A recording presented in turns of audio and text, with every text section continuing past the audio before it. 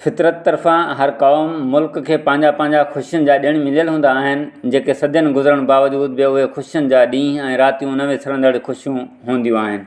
होली जेका रंगनि जी रंगोली न पर प्यार, मुहबत, अमन, इंसानियत, रवादारी ऐं भाईचारी जी सुञाणप हूंदी आहे, जेका मज़हबी फ़िरक़ेवारियत खां आला हूंदी आहे। हिंद ऐं सिंध समेत पूरी दुनिया जे इंसान लाइ ख़ुशियुनि भरियो ॾींहुं आहे। होली जो तस्वर आसमानी इंडलठी रंगनि मां वरितल आहे। जॾहिं बरसाति खां पोइ आसमान ते सतरंगी इंडलठ झुड़ी पवंदा आहिनि, होली जे ॾींहुं इंडलठ जे उन्हनि रंगनि खे ज़मीन ते विछायो वेंदो आहे। आसमान ऐं ज़मीन जे विच में रंगनि ऐं मुहबतनि जो इहो त्योहार हर साल आमद बहार जी आजियां में मल्हायो वेंदो आहे।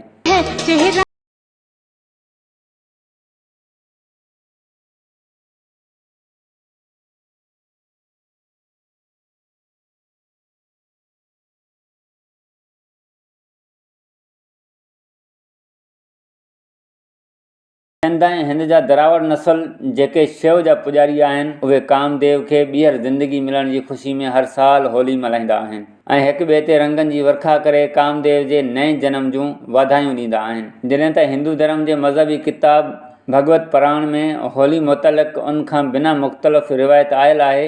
होली कामदेव जी ख़ुशी में न बल्कि पहलाज भगत जी सचाई जी बुराई ते जीत जी यादि में मल्हाई वञे थी। उमर कोराई, मीरपुर, माथेलो।